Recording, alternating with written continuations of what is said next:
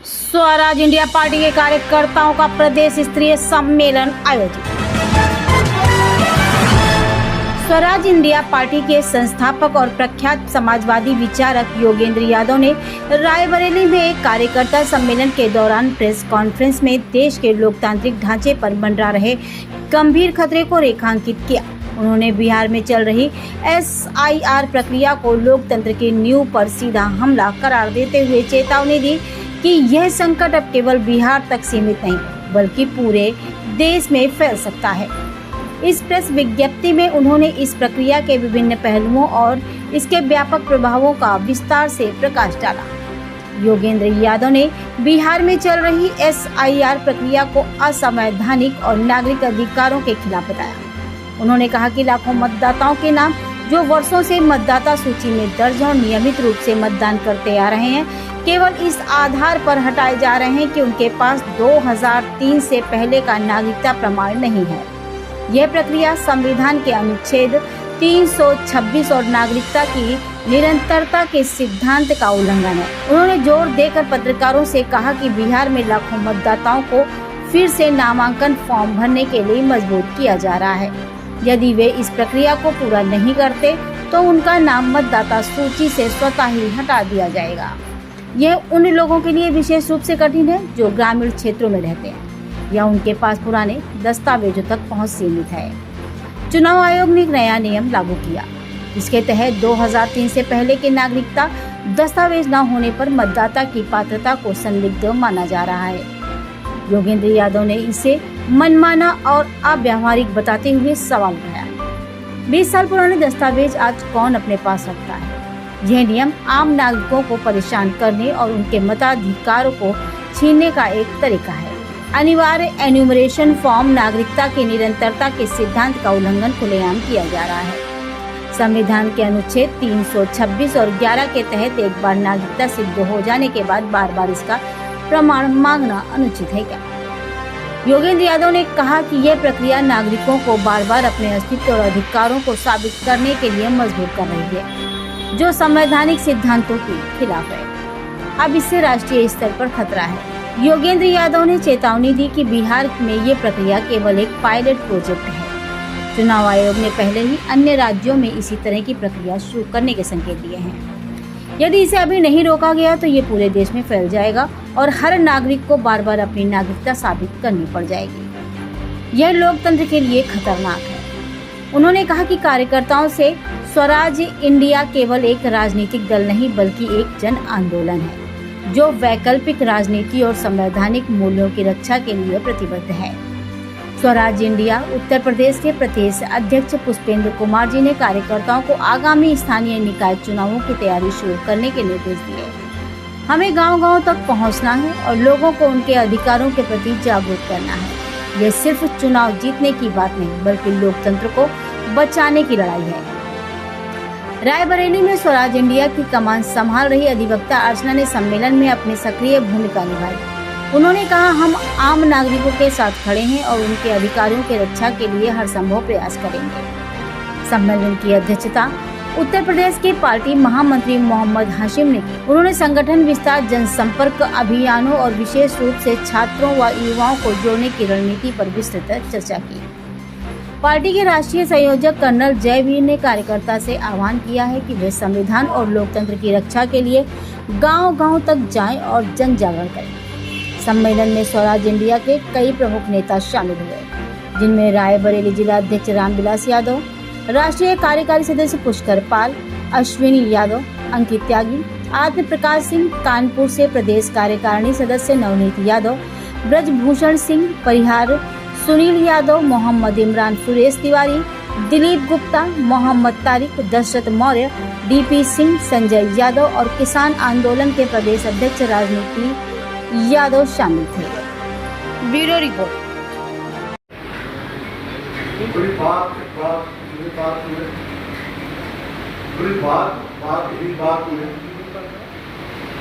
बड़ी रात मेरी बदल कीमत बोली है, ये कोई हो रहा है। मैं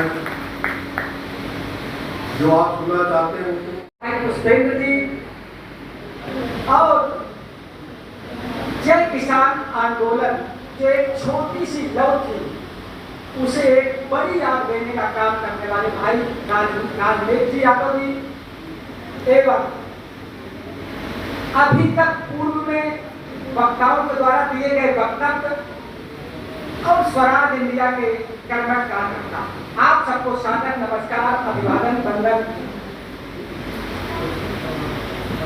लेकिन अभी इसको जो है न ठीक से सिंचा गया, न ठीक से खाद पानी मिला। इसी के लिए हम लोग आए हैं कि आप लोग किस तरीके से अपने श्रम से अपने योगदान को इस स्वराज इंडिया पार्टी को दे के इसको आगे बढ़ा सकते हैं, क्योंकि एक काम से लड़ना है, ना घर में लड़ाई हो या मेरा व्यवसाय। अब मैं कुछ ज्यादा नहीं कहूँगी, हालात बहुत खराब है देश में। मुझे लगता है बिहार में जो हो रहा है, मैं मुद्दे की ही बात करूँगी। हम बहुत देर से सुन रहे हैं कि स्वराज इंडिया का वो प्रभाव नहीं है, हम लोगों के बीच नहीं है, लेकिन हम भूल जाते हैं इतना बड़ा किसान आंदोलन के लिए दरी किसने बिछाई थी? स्वराज इंडिया। हम अपने को कब पहचानेंगे? हमारी समस्या ये है कि हम अपने कार्यों को नहीं पहचान रहे। हमारे बीच हमारे इतने बड़े साथी बैठे हुए हैं, चाहे कर्नल साहब हो, चाहे योगेंद्र जी हो, जो हम बात कर रहे हैं वो करते रहते हैं। कभी बात आती है कि भाई स्वराज क्या है, यदि हमें नहीं पता, तो बात भी सही है, क्योंकि बुद्धि है वो धीरे धीरे हम भूल जाते हैं, होता है। उसको थोड़ा सा हमें ब्रशअप करना है, थोड़ा ताजा करना है, ये कह रही है।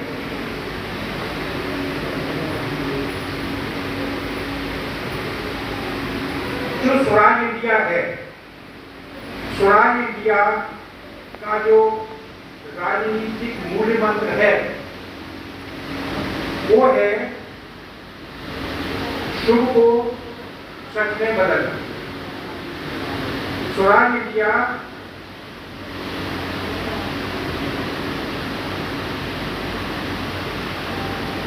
राजनीति को पवित्र मानता है और उसको युद्धर्थ मानता है।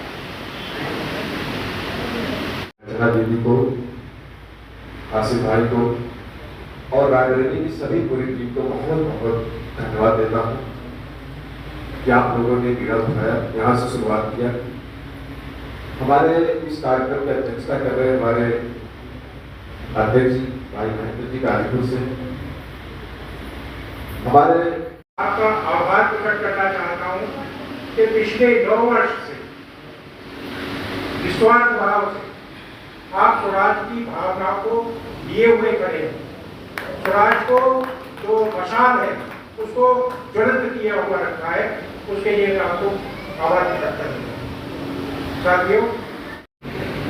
कि पार्टी की आगे आने वाले समय में क्या भूमिका हो। हमारे पार्टी के मार्गदर्शक श्री योगेंद्र यादव जी यहाँ बैठे हुए हैं और एक तरह से कहूँगा हमारे मार्गदर्शक कर्नल जयवीर सिंह यहाँ उपस्थित हैं। हमारे राजमेघ भाई जय किसान आंदोलन से हैं, यहाँ उपस्थित हैं और तमाम मेरे साथी इस उत्तर प्रदेश के विभिन्न जिलों से आए हुए यहाँ सभी मौजूद हैं। वर्तमान समय में जो हम अपने मिशन की प्राप्ति नहीं कर सकते, केवल हम उस तरफ कदम बढ़ा सकते हैं और तब उस स्थिति में आप लोग 50 यहाँ मौजूद हैं तो आपका महत्व बहुत बढ़ता है। आप यहाँ आज स्वराज का जो विचार है उसको स्थापित करने के लिए और जो यह व्यवस्था लागू हुई है इस देश में उसको परिवर्तन करने के लिए आज आप यहाँ इकट्ठा हैं। अपना कार्यक्रम बनाएंगे, हम दूसरे सत्र में अपने अगले कार्यक्रमों को ध्यान देंगे कि हमें कैसे कैसे करना है, क्या करना है। अभी हम जब व्यवस्था परिवर्तन की बात करते हैं तो एक बात आपको ध्यान रखनी होगी कि हम सत्ता परिवर्तन की बात नहीं कर रहे। सत्ता परिवर्तन एक अलग चीज है, उसके लिए आपको कोई कष्ट करने की जरूरत नहीं है। हर बार सत्ता परिवर्तन होती है, 5 साल बाद कुछ ना कुछ परिवर्तन आता ही है, और 10-15 साल बाद अगर कोई जिद्दी सी सरकार हो, ढोंगी सी सरकार हो, तो वो भी उतर जाती है। लेकिन अगर आपने मन में व्यवस्था परिवर्तन की ठानी है तो आपको लंबे समय तक कार्य करना। रिवीजन चल रहा है वोटर लिस्ट की, वोट बंदी की बात, यानी वोट बंदी, नोट बंदी। अरे किसानों का जो आंदोलन था 3 कानून, सहयोग से मैं ये कहना चाहूंगा कि आपकी बदौलत, आप जैसे कुछ साथियों की बदौलत इस देश के किसान बच गए, नहीं तो पूंजीपतियों के हाथ में इस देश की कृषि भी चली जाती और ये मीडिया तालियां बजाती रहती। आप के राजनीति सिर्फ सत्ता का ये नहीं है, बल्कि लोक मंगल की साधना का होना चाहिए। स्वराज इंडिया, उसके बाद हम अंकित जी को आमंत्रित करेंगे, हमारे युवा साथी हैं यूथ फॉर स्वराज के, वो अपने सुझावों को साझा करेंगे। अंकित